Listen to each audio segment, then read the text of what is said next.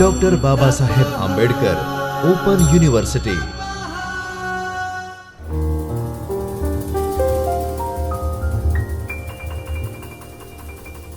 નમસ્કાર. Doctor Baba Saheb Ambedkar open યુનિવર્સિટીના video લેક્ચરમાં આપ સૌનું સ્વાગત છે. હું doctor Ishani Patel, assistant professor, સમાજ કાર્ય વિષય, school of humanities and social science. આજનું આ video lecture bachelor of social વર્કના સત્ર 1ના વિદ્યાર્થીઓ માટે છે. પેપર નંબર 104, ક્ષેત્ર કાર્ય અને અહેવાલ લેખન. એકમ 6, ગ્રામીણ ક્ષેત્ર કાર્યનું અહેવાલ લેખન. આ જ એકમ અંતર્ગત ભાગ 1માં આપણે દૈનિક અહેવાલ લેખન વિશે સમજ્યા. આ વિડિયો લેક્ચરમાં આ જ એકમ અંતર્ગત ભાગ 2માં આપણે ગ્રામીણ ક્ષેત્ર કાર્યના સંદર્ભે સત્રાંત અહેવાલ લેખનને સમજીશું. સમાજ કાર્યના વિદ્યાર્થીઓને સમાજ કાર્યના જે સૈદ્ધાંતિક વિષયો છે એની સાથે સાથે પ્રેક્ટિકલ જે છે એનું પણ જ્ઞાન હોવું એ જરૂરી છે. અને પ્રત્યક્ષ જ્ઞાન મેળવવા માટે સમાજ કાર્યના વિદ્યાર્થીઓને દરેક સત્રની અંદર ક્ષેત્ર કાર્ય કરવાનું રહે છે. સત્ર 1ની અંદર વિદ્યાર્થીઓ ગ્રામીણ વિસ્તારમાં ક્ષેત્ર કાર્ય કરે છે. સૈદ્ધાંતિક વિષયનું જ્ઞાન જેટલું જરૂરી છે એટલું જ જરૂરી ક્ષેત્ર કાર્ય પણ છે, એનો અનુભવ છે. કારણ કે આપણે જે સૈદ્ધાંતિક જ્ઞાન પ્રાપ્ત કરીએ છીએ, જ્યારે ક્ષેત્રમાં જઈએ છીએ ત્યારે એનું જોડાણ એના સાથેનું આપણે સમજી શકીએ છીએ. જ્યારે ફિલ્ડ વર્ક કરીએ છીએ, જે તે વિસ્તારની સ્થિતિને સમજીએ છીએ, આપણા અનુભવો જે છે અને આપણું જે એક સમજ છે સમાજ કાર્યના સંદર્ભમાં જે તે પરિસ્થિતિને જોવા માટેનું આપણું એક દ્રષ્ટિકોણ જે છે, આ બધી બાબતો ખૂબ મહત્વની છે. ક્ષેત્ર કાર્ય દ્વારા આપણે એ સમજી શકતા હોઈએ છીએ.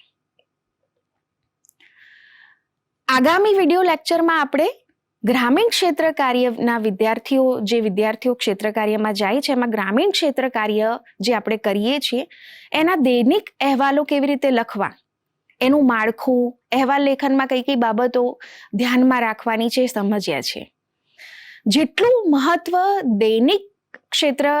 દૈનિક અહેવાલ લેખનનું છે એટલું જ મહત્વ સત્રાંત અહેવાલ લેખનનું છે. કારણ કે સમગ્ર સત્ર દરમિયાન વિદ્યાર્થીઓ જે ક્ષેત્ર કાર્ય કરે છે એ ક્ષેત્ર કાર્યનો એક સારાંશ અહેવાલ બનતો હોય છે. અને એમાં જે વિદ્યાર્થીઓએ સમગ્ર સત્ર દરમિયાન ક્ષેત્ર કાર્યમાં પ્રવૃત્તિઓ કરી છે એની એક ઝાંખી અહેવાલમાં પ્રસ્તુત થતી હોય છે. તો સત્રાંત અહેવાલ જે છે એનું માળખું શું હોય, સત્રાંત અહેવાલમાં કઈ કઈ બાબતો સમાવિષ્ટ કરી શકાય, એ બાબતો આપણે આ વિડિયો લેક્ચરમાં સમજીશું. સત્રાંત અહેવાલમાં સૌથી પહેલા જે પ્રથમ પાનું છે એમાં તમે કઈ કઈ વિગતો ઉમેરી શકો, અહીંયા એનું માળખું દર્શાવ્યું છે.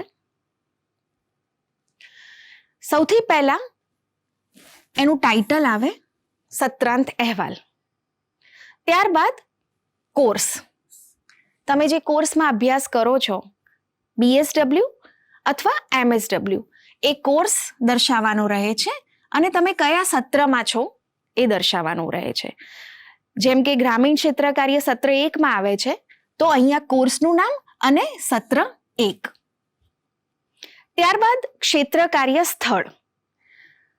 પ્રથમ સત્રમાં ગ્રામીણ વિસ્તારમાં તમે ક્ષેત્ર કાર્ય કરતા હોવ છો એટલે સ્થળમાં તમે જે ગામમાં ક્ષેત્ર કાર્ય કર્યું છે એ ગામનું નામ આવે. ત્યારબાદ એ ગામ કયા તાલુકામાં આવે છે એની વિગત અને કયા જિલ્લામાં આવે છે એની વિગત દર્શાવવાની રહે છે. ત્યારબાદ ક્ષેત્ર કાર્યનો સમયગાળો. તમે સમગ્ર સત્ર દરમિયાન કયા માસથી કયા માસ સુધી કયા વર્ષમાં ક્ષેત્ર કાર્ય કર્યું છે એનો ઉલ્લેખ અહીંયા ગાડી કરવાનો રહે છે. અને છેલ્લે વિદ્યાર્થીનું નામ. આમ સત્રાંત અહેવાલનું જે પ્રથમ પાનું છે એમાં આટલી વિગતો વિદ્યાર્થીઓએ મૂકવાની રહે છે.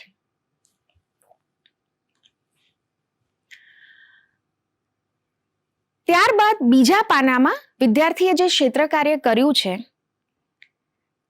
એ ક્ષેત્ર કાર્યના જે દિવસો છે એની એક સમય સારણી મૂકવાની રહે છે. એનું પણ માળખું મેં અહીંયા આગળ દર્શાવ્યું છે. અને આ માળખું વિદ્યાર્થીઓને એમની પાઠ્યપુસ્તક જે આપી છે અમે, જેમાં ક્ષેત્ર કાર્ય માટેની પાઠ્યપુસ્તક અવેલેબલ છે, એ પાઠ્યપુસ્તકમાં પણ આ માળખું જે છે દર્શાવેલું છે, એનો ઉલ્લેખ થયેલો છે. એ પણ વિદ્યાર્થીઓને અનુરોધ છે કે એ જોઈ લે. સમય સારણી જે છે એ સમય સારણીમાં શું આવે તો વિદ્યાર્થીઓએ જેટલા દિવસ ફિલ્ડવર્ક કર્યું છે એની એક સારણી અહીંયા મૂકવાની રહે છે, જેમાં ક્રમ આવે છે, તારીખ આવે છે, વાર આવે છે, હેતુ આવે છે અને સમય આવે છે. અહીંયા ઉદાહરણના સ્વરૂપે મેં એક એનો નમૂનો પણ મૂક્યો છે, જેમ કે તારીખ શું છે, વાર શું છે અને હેતુ ગામના આંગણવાડી કેન્દ્ર નંબર ખાલી જગ્યાની મુલાકાત લેવી અને તેના કાર્યોને સમજવા. તો આમ તમે સમગ્ર સત્ર દરમિયાન જેટલા દિવસ ગામની અંદર ક્ષેત્ર કાર્ય કર્યું છે એની એક સમય સારણી જે છે તમારે અહીંયા મૂકવાની રહે છે. ત્યારબાદ સમય સારણીના નીચે કુલ ક્ષેત્ર કાર્યના દિવસો કેટલા થયા એનો ઉલ્લેખ કરવાનો અને કુલ ક્ષેત્ર કાર્યના કલાકો કેટલા થયા એ દર્શાવવાનું રહે છે.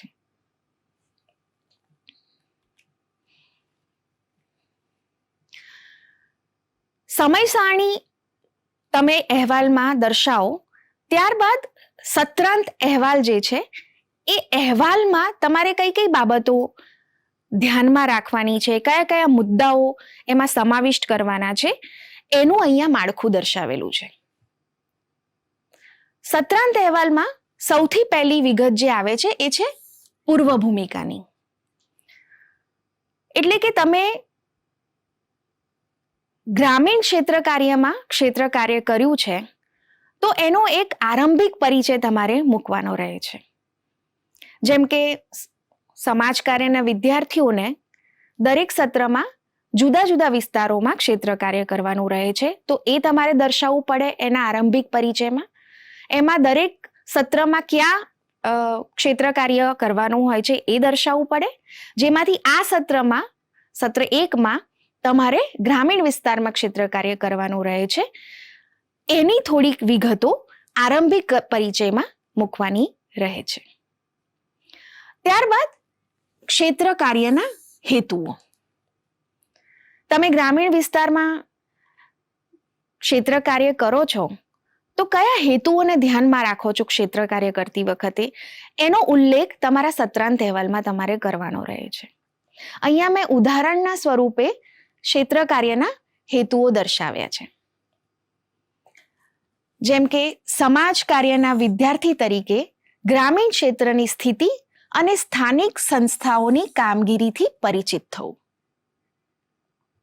બીજો હેતુ સમાજ કાર્યના સૈદ્ધાંતિક જ્ઞાનનો વ્યવહારુ ઉપયોગ કરતા શીખવું.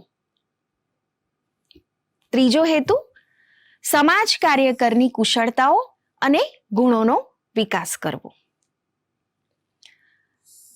ગ્રામીણ ક્ષેત્રના પ્રશ્નોથી પરિચિત થવાનો દ્રષ્ટિકોણ વિકસાવો અને સમસ્યા નિવારણની પ્રક્રિયાના અમલીકરણ માટેની સમજ વિકસાવવી. તો આમ મહત્વના હેતુઓનો ઉલ્લેખ સત્રાંત અહેવાલમાં તમારે કરવાનો રહે છે કે તમે એ વિસ્તારમાં ક્ષેત્ર કાર્ય જે કરો છો એ કયા હેતુઓને અનુસરો છો, કઈ બાબતો જે છે એને ધ્યાનમાં રાખીને તમે ક્ષેત્ર કાર્ય કરો છો, એનો એક ઉલ્લેખ તમારે આ રીતે મુદ્દાઓમાં મૂકવાનો રહે છે. ત્યારબાદ ક્ષેત્ર કાર્યના ગામનો પરિચય. તમે જે ગામમાં ક્ષેત્ર કાર્ય કર્યું છે એ ગામનો એક પ્રાથમિક પરિચય તમારે તમારા અહેવાલમાં દર્શાવવાનો રહે છે. ગામનો ઇતિહાસ, ગામની કોઈ વિશેષતાઓ છે તો એ વિશેષતાઓનો ઉલ્લેખ પણ તમે પ્રાથમિક પરિચયમાં કરી શકો છો. ત્યારબાદ ગામની સ્થાનિક સંસ્થાઓનો પરિચય. દૈનિક અહેવાલ લેખનમાં અને ગ્રામીણ ક્ષેત્ર કાર્યમાં વિદ્યાર્થીએ કરવાની કામગીરીના વિડીયો લેક્ચરમાં તમે વિગતે જોયું હશે કે તમારે ક્ષેત્ર કાર્ય દરમિયાન ગામની જે સંસ્થાઓ છે, સ્થાનિક સંસ્થાઓ છે, એ સંસ્થાઓનો પરિચય પ્રાપ્ત કરવાનો હોય છે, એમના કાર્યોને સમજવાના હોય છે. તો સત્રાંત અહેવાલમાં પણ એનો ઉલ્લેખ આવવો જોઈએ કે ગામની જે સ્થાનિક સંસ્થાઓ છે, જેમ કે ગ્રામ પંચાયત છે, આંગણવાડી કેન્દ્ર છે, આરોગ્ય કેન્દ્ર છે, તો એ જે સ્થાનિક સંસ્થાઓ છે, એ સ્થાનિક સંસ્થાઓની ભૂમિકાઓ શું છે અને એમના મુખ્ય કાર્યો શું છે, એનો એક પ્રાથમિક પરિચય સત્રાંત અહેવાલમાં દર્શાવો.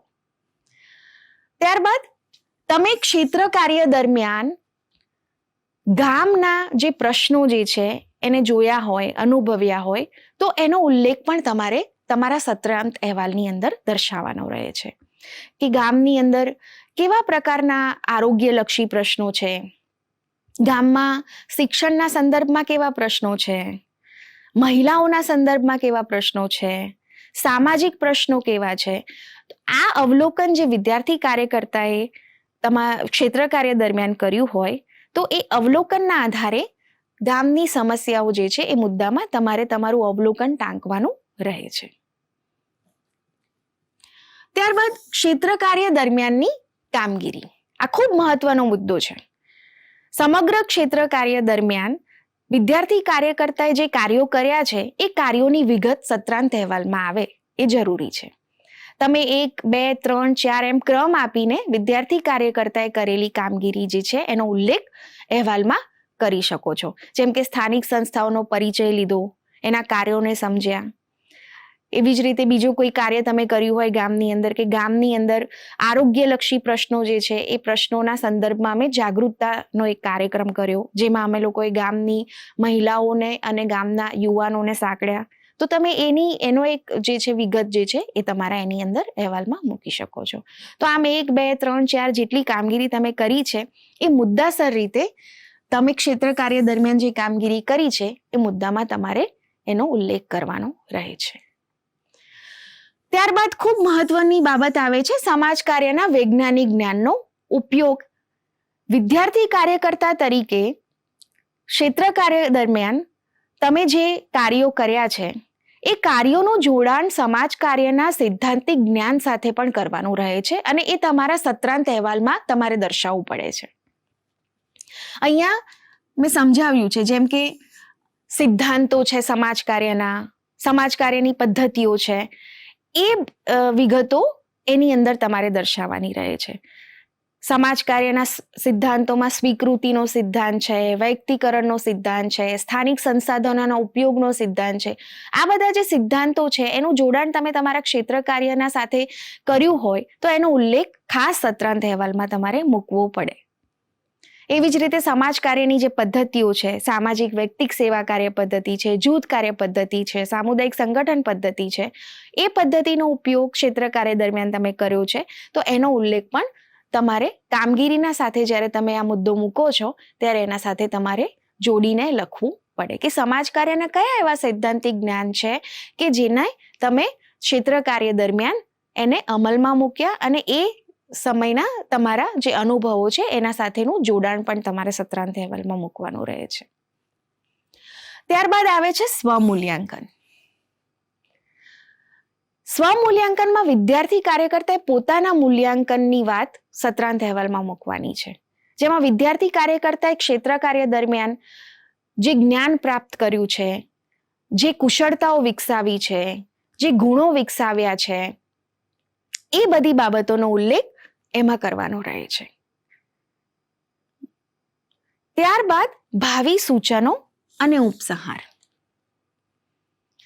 ક્ષેત્ર કાર્ય દરમિયાન તમે જે કામગીરી કરી એ કામગીરીના આધારે એ ગામમાં આગામી વિદ્યાર્થીઓ આવે અને એમને જે કામ કરવાના સૂચનો છે એ સૂચનોને તમારે ભાવિ સૂચનોમાં મૂકવાના રહે છે. આમ અહીંયા ગાડી સત્રાંત અહેવાલ લેખનનું માળખું મેં જે દર્શાવ્યું છે એમાં વિદ્યાર્થી કાર્યકર્તાએ આટલી વિગતો આવી જાય તેનું ધ્યાન રાખવાનું છે. તમને બધાને ખાસ સૂચન છે કે આ જ મુદ્દામાં આગામી વિડીયો લેક્ચર જે દૈનિક અહેવાલ લેખનનું મૂક્યું છે એમાં અહેવાલ લેખનમાં ધ્યાનમાં રાખવાની જે બાબતો છે એ બાબતોને પણ સત્રાંત અહેવાલ લેખનમાં ધ્યાનમાં રાખવી અને એને અનુસરીને અહેવાલ લેખનનું કાર્ય કરવું. જેટલું મહત્વ ક્ષેત્ર કાર્યનું છે એટલું જ મહત્વ અહેવાલ લેખનનું પણ છે. કારણ કે તમે જે કામ કર્યું છે એ કામની વિગત તમારા અહેવાલમાં પ્રસ્તુત થતી હોય છે. એની એક ઝાંખી તમારા અહેવાલ થકી જે જોનાર છે એ સમજી શકે છે. તો એટલા માટે અહેવાલ લેખન પણ ખૂબ મહત્વની બાબત છે, ધ્યાનમાં રાખશો. આશા છે કે આ વિડીયો લેક્ચર તમને અહેવાલ લેખન લખવામાં મદદરૂપ થશે. આવા જ કોઈક મહત્વના વિષય સાથે બીજા વિડીયો લેક્ચરમાં આપણે મળીશું. ત્યાં સુધી રજા આપશો. આભાર. સ્વાધ્યાયઃ પરમ